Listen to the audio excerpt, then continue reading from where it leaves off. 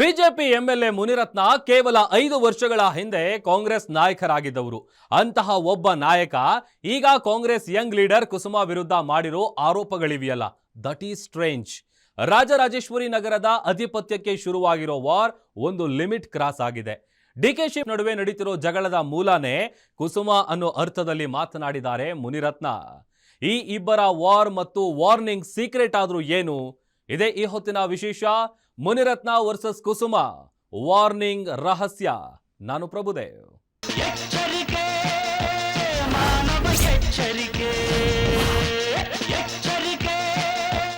ಕುಮಾರಸ್ವಾಮಿ ಕಾಂಗ್ರೆಸ್ ಮೈತ್ರಿ ಸರ್ಕಾರದ ಪತನಕ್ಕೆ ಕಾರಣವಾದ ಶಾಸಕರಲ್ಲಿ ಈ ಮುನಿರತ್ನ ಕೂಡ ಒಬ್ರು. ಅಲ್ಲಿಯವರೆಗೆ ಡಿಕೆ ಜೊತೆ ದೋಸ್ತಾಗಿದ್ದ ಮುನಿರತ್ನ ಆಮೇಲೆ ದುಶ್ಮನ್ ಆದ್ರು.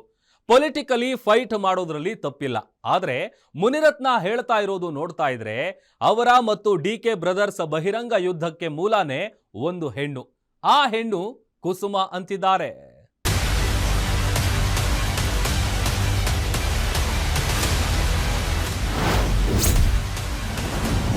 ಡಿಕೆ ವರ್ಸಸ್ ಮುನಿರತ್ನ, ಗಲಾಟೆಯ ಮೂಲ ಕುಸುಮಾನ. ಕುಸುಮಾ ಕೊಟ್ಟಿದ್ರು ಅಂತ. ಕುಸುಮಾ ಯಾರು? ಶ್ರೀಮತಿ ಡಿಕೆ ರವಿ ಅನ್ನೋದು ಗೊತ್ತಿದೆ. ಒಂದು ಹೆಣ್ಣಿಂದ ಶುರುವಾಯ್ತಂತೆ ದ್ವೇಷದ ಯುದ್ಧ. ಕುಸುಮನ್ನ ಸೋಲ್ಸದ ಮೇಲೆ ನನ್ನ ಮೇಲೆ ಈ ದ್ವೇಷ ಯಾವ ಮಟ್ಟಕ್ಕೆ ಹೋಗಿದೆ ಅಂದ್ರೆ,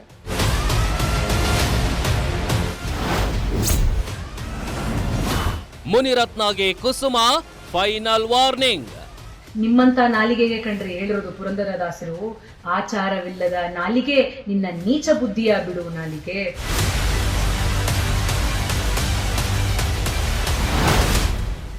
ಇದೆಲ್ಲ ಶುರುವಾಗಿದ್ದು ಬಿಬಿಎಂಪಿಯನ್ನ ಗ್ರೇಟರ್ ಬೆಂಗಳೂರು ಅಂತ 5 ಪಾಲಿಕೆಗಳನ್ನಾಗಿ ವಿಭಜನೆ ಮಾಡಿದ್ರಲ್ಲ. ಆಮೇಲೆ ಡಿಸಿಎಂ ಡಿಕೆ ಶಿವಕುಮಾರ್ ದಿನಕ್ಕೊಂದು ಪಾಲಿಕೆಯ ಏರಿಯಾದ ಒಂದು ಪಾರ್ಕ್ನಲ್ಲಿ ಬೆಳಿಗ್ಗೆ ವಾಕಿಂಗ್ ಮಾಡ್ತಾ ಜನರ ಸಮಸ್ಯೆ ಏನು ಪರಿಹಾರ ಅಂತ ಕೇಳೋ ಪ್ರಕ್ರಿಯೆ ಶುರು ಮಾಡಿದಾಗ, ಅದೇ ರೀತಿ ಭಾನುವಾರ ಡಿಕೆ ಶಿವಕುಮಾರ್ ರಾಜರಾಜೇಶ್ವರಿ ನಗರ ಕ್ಷೇತ್ರವನ್ನ ಆಯ್ಕೆ ಮಾಡಿಕೊಂಡು ಅಲ್ಲಿಯೇ ಇರುವ ಜೆಪಿ ಪಾರ್ಕ್ನಲ್ಲಿ ಇದ್ರು. ಅಲ್ಲಿ ಶುರುವಾಯಿತು ಹೈಡ್ರಾಮಾ.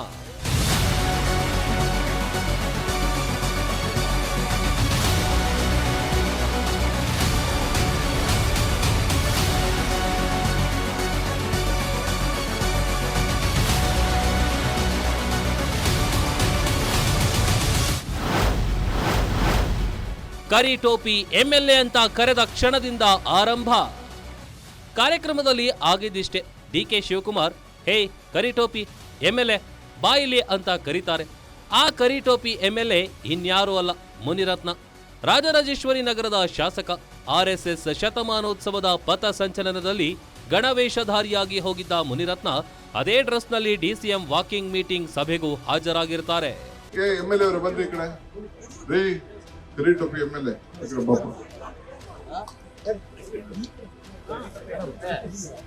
ಹೊಸ ಕರಿ ಟೋಪಿ ಆಮೇಲೆ ಬನ್ನಿ ಕೂತ್ಕೊಳ್ಳಿ. ಹಾಗೆ ಕರೀತಾ ಇದ್ದಂತೆ ವೇದಿಕೆಗೆ ಬಂದ ಮುನಿರತ್ನ ಡಿಕೆ ಜೊತೆ ಜಗಳಕ್ಕೆ ಇಳಿತಾರೆ.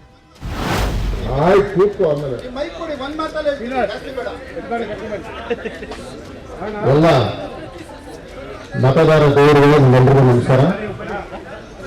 ಈ ಕಾರ್ಯಕ್ರಮಕ್ಕೆ ನನಗೆ ಆಹ್ವಾನ ಇಲ್ಲ, ಆದರೂ ಈ ಬೆಂಗಳೂರಿನ ನಗರದ ಒಬ್ಬ ಪ್ರಜೆಯಾಗಿ ನಾನು ಇವತ್ತು ಬಂದು ನಿಮ್ಮ ಜೊತೆ ನಾನು ಕೂತ್ಕೊಳ್ತೇನೆ. ಒಳ್ಳೆ ಜೊತೆ ನನ್ನ ಕ್ಷೇತ್ರಕ್ಕೆ ಬಂದು ನನ್ನನ್ನೇ ಕರೆದಿಲ್ಲ ಅನ್ನೋದು ಮುನಿರತ್ನ ಪ್ರಶ್ನೆ. ಎಲ್ಲ ಮತದಾರ ದೇವರುಗಳು ನಿಮ್ಮೆಲ್ಲರಿಗೂ ನಮಸ್ಕಾರ.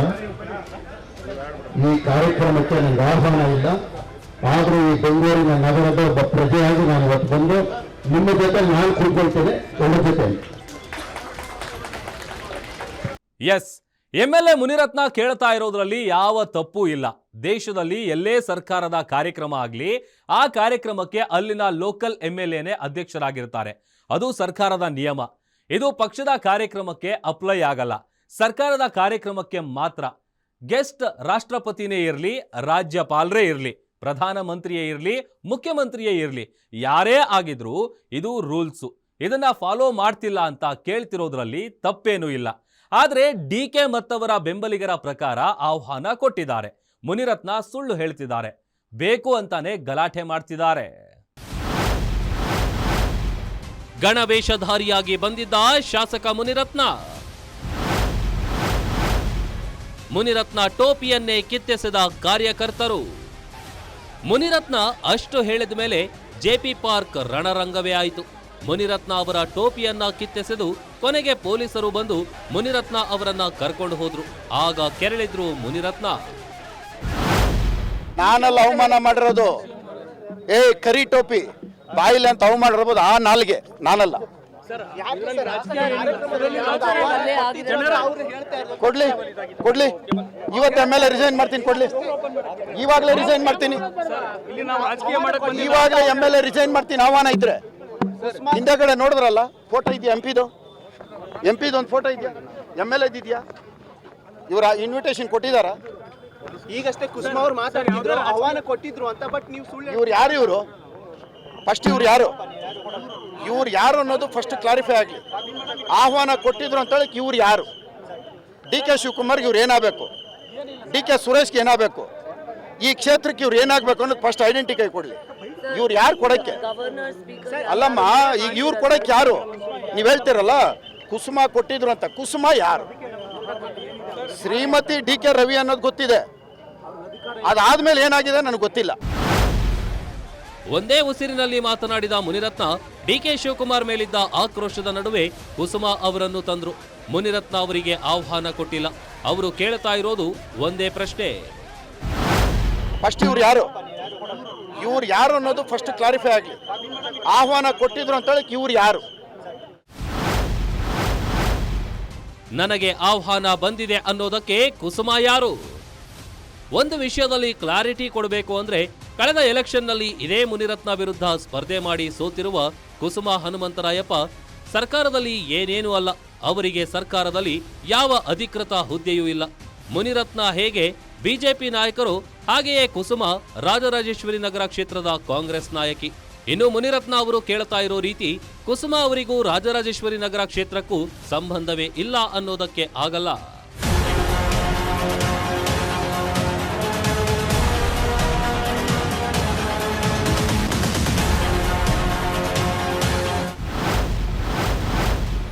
ಮುನಿರತ್ನ RR ನಗರ ಶಾಸಕ, ಆದರೆ ಮತದಾರ ಅಲ್ಲ.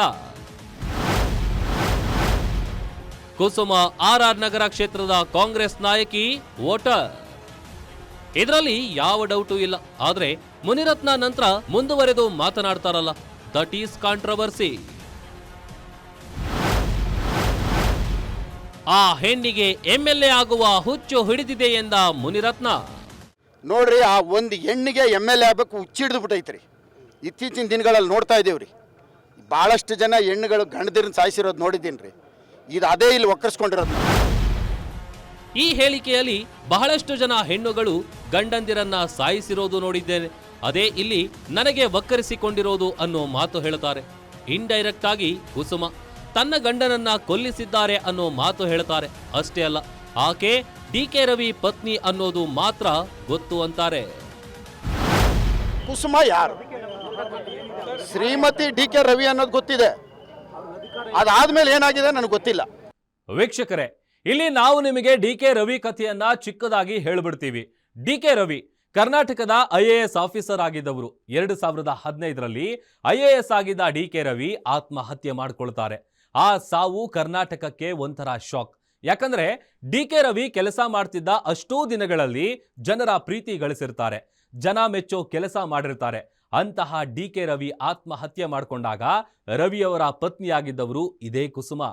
ಆಗ ಅಧಿಕಾರದಲ್ಲಿ ಇದ್ದಿದ್ದು ಕಾಂಗ್ರೆಸ್ ಸರ್ಕಾರ. ಕುಸುಮ ಮೇಲೂ ಡೌಟ್ ಬರುತ್ತೆ, ಸರ್ಕಾರದ ಸಚಿವರ ಮೇಲೂ ಡೌಟ್ ಬರುತ್ತೆ. ಆದ್ರೆ ಫೈನಲ್ ಆಗಿ CBI ತನಿಖೆಯಾಗಿ ಅವರ ಸಾವಿನ ಆರೋಪದಿಂದ ಮುಕ್ತರಾಗ್ತಾರೆ ಕುಸುಮ. ಇದು ಅಧಿಕೃತ ದಾಖಲೆ. ಪತಿ ಸಾವಿನ ನಂತರವೂ ಕುಸುಮಾಗೆ ತಪ್ಪಿಲ್ಲ ಕಾಟ. ಅದು ಈಗ ಮುನಿರತ್ನ ಮಾತುಗಳ ಮೂಲಕ ಆಚೆ ಬಂದಿದೆ ಅಷ್ಟೇ. ಹಾಗಾದ್ರೆ ವಾಟ್ ಹ್ಯಾಪೆಂಡ್? ಅದು ಬೇರೆನೆ ಇಂಟ್ರೆಸ್ಟಿಂಗ್ ಸ್ಟೋರಿ.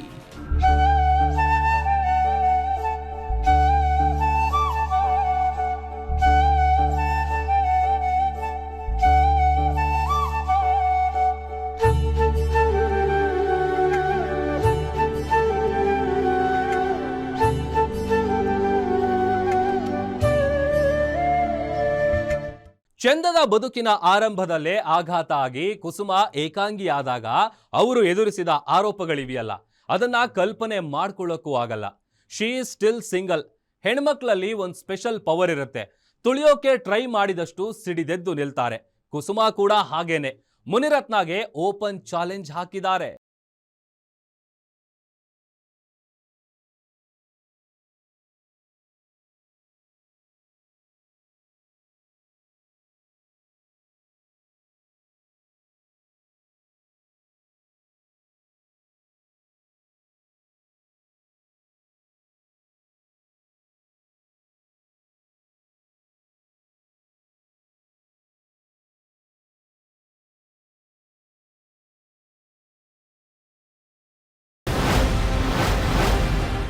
ಕುಸುಮ ಹನುಮಂತರಾಯಪ್ಪ ಕಾಂಗ್ರೆಸ್ ಯುವ ನಾಯಕಿ.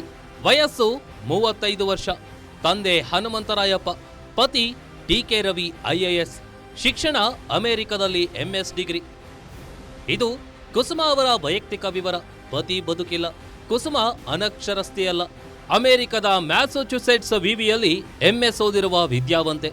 ದೇಶಗಳನ್ನ ನೋಡಿದ್ದಾರೆ, ಕೋಶಗಳನ್ನು ಓದಿದ್ದಾರೆ.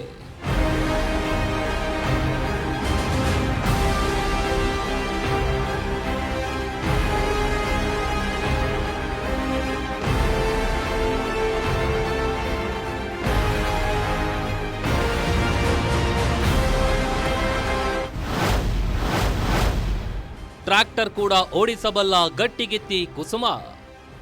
ತಂದೆ ಹನುಮಂತರಾಯಪ್ಪ ಕಂಡಕ್ಟರ್ ಆಗಿದ್ದವರು, ಆಮೇಲೆ ಕಾಂಟ್ರಾಕ್ಟರ್ ಆದ್ರು. ಅಮೆರಿಕದಲ್ಲಿ ಓದಿದ್ದಾರೆ ಅಂದಾಕ್ಷಣ ಐಸ್ ಕ್ರೀಮ್ ಬೇಬಿ ಅಂದ್ಕೋಬೇಡಿ. ಟ್ರ್ಯಾಕ್ಟರ್ ಓಡಿಸೋದು ಗೊತ್ತಿರುವ ಹೆಣ್ಣು ಮಗಳು.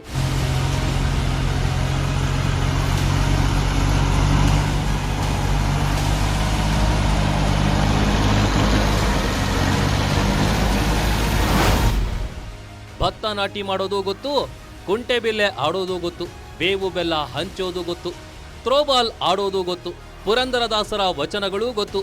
ಅಮೆರಿಕದಲ್ಲಿ ಓದಿರುವ ಕಾರಣ ಅಷ್ಟೇ ಚಂದದ ಇಂಗ್ಲಿಷೂ ಗೊತ್ತು.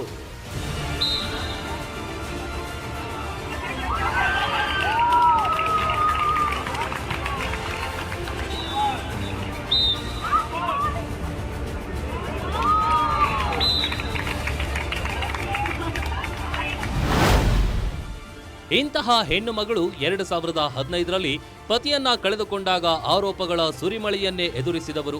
ಇವತ್ತಿಗೂ ಆಕೆಯ ಹೃದಯದಲ್ಲಿ ಪತಿ ರವಿ ಶಾಶ್ವತವಾಗಿದ್ದಾರೆ. ಸೊಸೈಟಿಯಲ್ಲಿ ಎಲ್ಲವನ್ನು ನಾನೇ ಮಾಡಿದ್ದು, ನನ್ನದೇ ತಪ್ಪು ಅನ್ನೋ ರೀತಿ ಬಿಂಬಿಸಿದ್ರು. ತುಂಬಾ ಆಪಾದನೆಗಳು, ನಿಂದನೆಗಳು, ಯಾವುದೇ ತಪ್ಪು ಮಾಡದೆ ಹೋದ್ರು ಇವೆಲ್ಲವನ್ನು ಫೇಸ್ ಮಾಡುವಂಥದ್ದು ಒಂದು ಕಡೆ ಬಹಳ ಕಷ್ಟ ಆಯ್ತು. It was very challenging.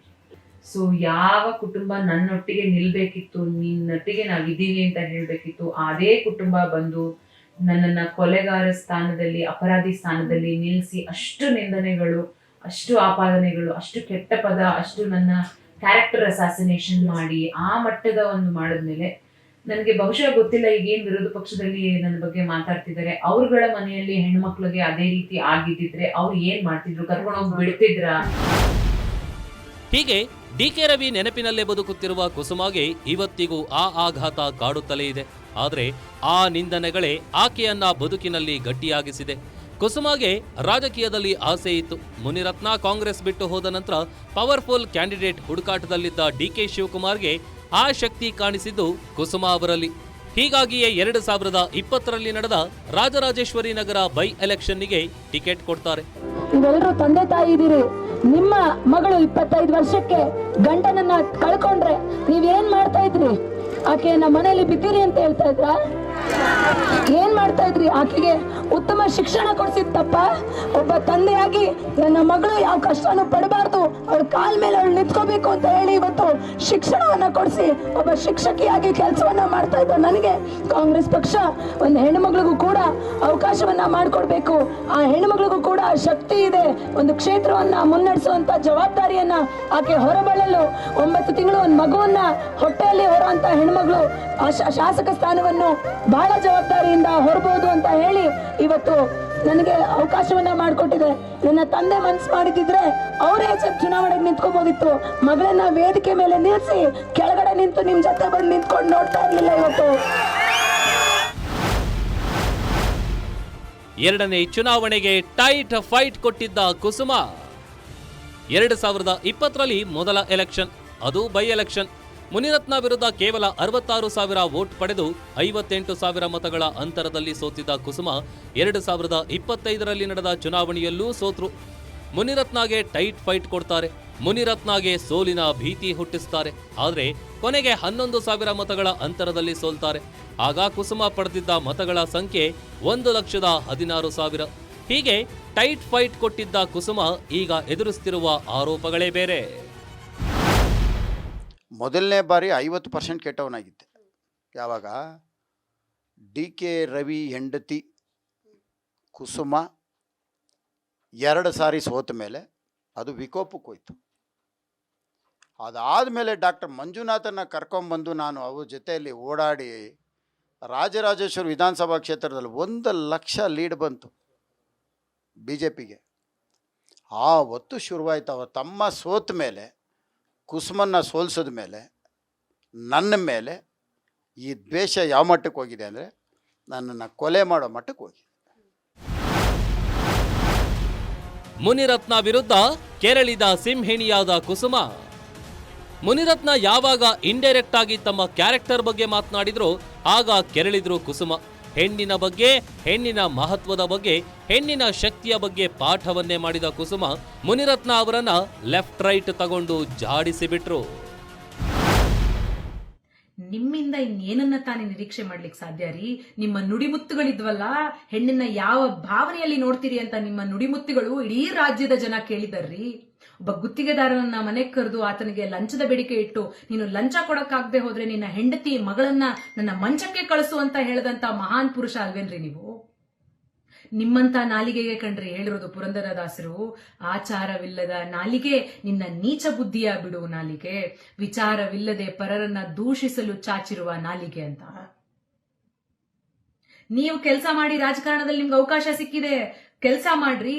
ಆದ್ರೆ ಪಾಟ್ ಹೋಲ್ ಮುಚ್ಚಿ ಅಂತ ಅಂದ್ರೆ ಇಂಜಿನಿಯರ್ಗಳಿಗೆ ಕರೆದ್ಬಿಟ್ಟು ಪಾಟ್ ಹೋಲ್ ಮುಚ್ಕೂಡ್ದು, ಸರ್ಕಾರಕ್ಕೆ ಕೆಟ್ಟ ಹೆಸರು ಬರಬೇಕು, ಜನಗಳು ಹೆಂಗಾದ್ರೂ ಸಾಯ್ಲಿ, ಸರ್ಕಾರಕ್ಕೆ ಸಚಿವರಿಗೆ ಕೆಟ್ಟ ಹೆಸರು ಬರಬೇಕು ಅಂತ ಹೇಳಿ ಪಾಟ್ ಹೋಲ್ ಮುಚ್ಚಕ್ ಬಿಡದೇ ಇರುವಂತ ನೀವು ಇವತ್ತು ಅಭಿವೃದ್ಧಿ ಬಗ್ಗೆ ಮಾತಾಡ್ತೀರಿ, ನಿಮ್ಮನ್ನ ಕಡೆಗಣಿಸಿದ್ರ ಬಗ್ಗೆ ಮಾತಾಡ್ತೀರಿ.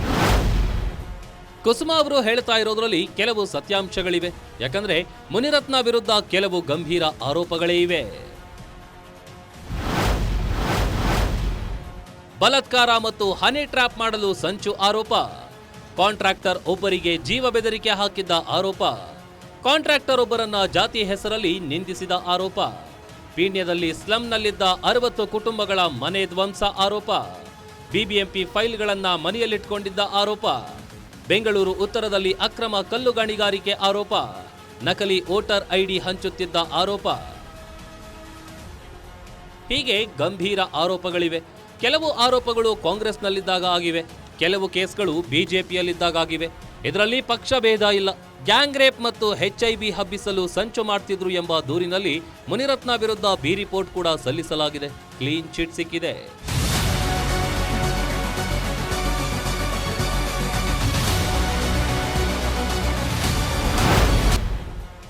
ಇದು ಮುನಿರತ್ನ ವರ್ಸಸ್ ಕುಸುಮ ವಿರುದ್ಧ ಇಡೀ ಹೋರಾಟದ ಕತೆ. ಮುನಿರತ್ನ ಮತ್ತು ಕುಸುಮ ಅವರ ನಡುವಿನ ವೈಮನಸ್ಯ ಇವತ್ತು ನೆನ್ನೆಯದಲ್ಲ. ಇದಕ್ಕೆಲ್ಲ ಸದ್ಯಕ್ಕೆ 5 ವರ್ಷಗಳ ಇತಿಹಾಸ ಇದೆ.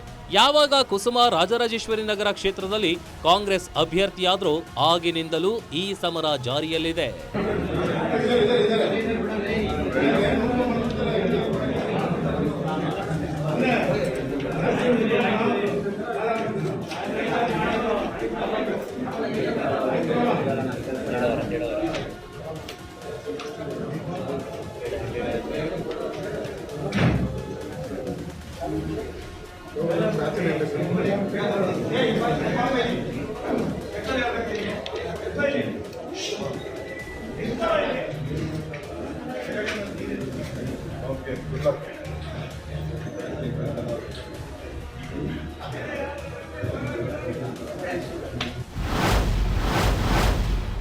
ಮುನಿರತ್ನಗೆ ಕುಸುಮ ಓಪನ್ ಚಾಲೆಂಜ್. ನೇರ ಯುದ್ಧಕ್ಕೆ ನಾನ್ ರೆಡಿ, ನೀವ್ ರೆಡಿನಾ? ನಾನು ನೀವು ರಾಜಕಾರಣ ಮಾಡ್ಬೇಕಾ? ನೇರ ರಾಜಕಾರಣ ಮಾಡಿ ತಯಾರಿದ್ದೀನಿ ನಾನು. ನಿಮ್ಮ ಮುಂದೆ ಒಬ್ಬ ಹೆಣ್ಣು ಮಗಳು ರಾಜಕಾರಣದಲ್ಲಿ ಪ್ರತಿಸ್ಪರ್ಧಿಯಾಗಿ ನಿಂತಿದ್ದಾಳೆ ಅಂತ ಹೇಳಿ ನಿಮ್ಗೆ ತಡ್ಕೊಳಕ್ ಆಗ್ತಾ ಇಲ್ಲ ಅನ್ನೋದು ಬಹಳ ಸರಾಗವಾಗಿ ಎಲ್ರಿಗೂ ಕೂಡ ಗೊತ್ತಾಗ್ತಾ ಇದೆ. ನಿಮ್ಗೆ 1,25,000 ಮತಗಳನ್ನು ನೀಡಿದ್ರೆ ಇದೇ ರಾಜರಾಜೇಶ್ವರಿ ನಗರ ಕ್ಷೇತ್ರದಲ್ಲಿ 1,16,000 ಮತಗಳನ್ನ ಇದೇ ಹೆಣ್ಣು ಮಗಳಿಗೆ ನೀಡಿದಾರ್ರಿ. ರಾಜಕೀಯ ಮಾಡ್ತೀರಾ ಮಾಡಿ, ನೇರ ಫೈಟ್ ಮಾಡ್ತೀರಾ ಮಾಡಿ, ನಾನ್ ರೆಡಿ ಅಂತಿದ್ದಾರೆ ಕುಸುಮಾ ಹನುಮಂತರಾಯಪ್ಪ. ಆದ್ರೆ ಇದಕ್ಕೆ ಮುನಿರತ್ನ ಕೊಡ್ತಿರೋ ಉತ್ತರನೂ ಅಷ್ಟೇ ಸ್ಟ್ರಾಂಗ್. ಇದು ಗೂಂಡಾಗಳ ಸರ್ಕಾರ ಅಂತ ಡೈರೆಕ್ಟ್ ಆಗಿ ಹೇಳ್ತಾರೆ ಮುನಿರತ್ನ. ಒಬ್ಬ ಶಾಸಕನಾಗಿ ನಾನಿರುವಾಗ ಕುಸುಮಾ ಜೊತೆಯಲ್ಲಿ ವಾಕಿಂಗ್ ಮಾಡಿದ್ದು, ಜನರ ಸಮಸ್ಯೆ ಕೇಳೋ ನಾಟಕ ಮಾಡಿದ್ದು ಸರಿನಾ ಅಂತ ಪ್ರಶ್ನೆ ಮಾಡ್ತಾರೆ ಮುನಿರತ್ನ. ನಾನು ಪಕ್ಕದಲ್ಲೇ ಇದ್ದೀನಿ ತಾನೆ, ನಾನು ವಾಕ್ ಮಾಡಿದ್ದು ಯಾರ ಜೊತೆಯಲ್ಲಿ? ಯಾರು ವಾಕ್ ಮಾಡಿದ್ದು ಹೇಳಿ? ಯಾರು ವಾಕ್ ಮಾಡಿದ್ದು? ಸರ್ ನಿಮ್ಮನ್ನ ನಾವು ಯಾರು ಮುಟ್ಟಿಲ್ಲ, ಸ್ಥಳೀಯರ ಹೊಡೆದಿದ್ದಾರೆ, ದೌರ್ಜನ್ಯ ಮಾಡಿದ್ದಾರೆ. ಸ್ಥಳೀಯರು ಕರ್ಸಿರೋ ಗೂಂಡಾಗಳವರು, ಸ್ಥಳೀಯರು ಕರ್ಸ್ಕೊಂಡಿರೋ ಗೂಂಡಾಗಳು, ರೌಡಿಗಳನ್ನ ಕರ್ಕೊಂಬಂದು ಹೊಡ್ಸಿರೋದು. ಅಲ್ಲಿ ಯಾರನ್ನ ಪಬ್ಲಿಕ್ ಯಾರನ್ನ ಇದ್ರ? ಎಲ್ಲ ಕಂಪ್ಲೀಟ್ ಇವ್ರು ಕ್ರಿಯೇಟ್ ಮಾಡಿರೋ ಪಬ್ಲಿಕ್ ಅದು. ಇದು ಪರಿಸ್ಥಿತಿ. ಬೆಂಗಳೂರಿನ ರಸ್ತೆಗಳಲ್ಲಿ ಹೋದ್ರೆ ಎಲ್ಲೆಂದರಲ್ಲಿ ಗುಂಡಿ ಬಿದ್ದ ರಸ್ತೆಗಳೇ ಕಾಣುತ್ತವೆ. ಪಾರ್ಕ್ಗಳಂತೂ ಕೇಳೋದೇ ಬೇಡ ಬಿಡಿ. ಚರಂಡಿ ವ್ಯವಸ್ಥೆ ಹದಗೆಟ್ಟಿದೆ, ದುರಸ್ತಿ ಆಗ್ತಾ ಇಲ್ಲ. ಕ್ಷೇತ್ರದಲ್ಲಿರುವ ಜನರ ಹತ್ತಿರ ಏನ್ ನಿಮ್ ಪ್ರಾಬ್ಲಮ್ ಅಂದ್ರೆ ಒಬ್ಬೊಬ್ಬರು ನೂರಾರು ಸಂಕಟ ಹೇಳಿಕೊಳ್ತಾರೆ. ಅದನ್ನ ನೋಡೋದು ಬಿಟ್ಟು ಗೆದ್ದವರು ಸೋತವರು ಇಬ್ಬರು ಪರ್ಸನಲ್ ಆಗಿ ಜಗಳ ಮಾಡಿಕೊಂಡು ಚಾಲೆಂಜ್ ಹಾಕೊಂಡಿದ್ರೆ ಯಾರಿಗೆ ಲಾಭ? ಇದು ಜನ ಕೇಳ್ತಾ ಇರೋ ಪ್ರಶ್ನೆ.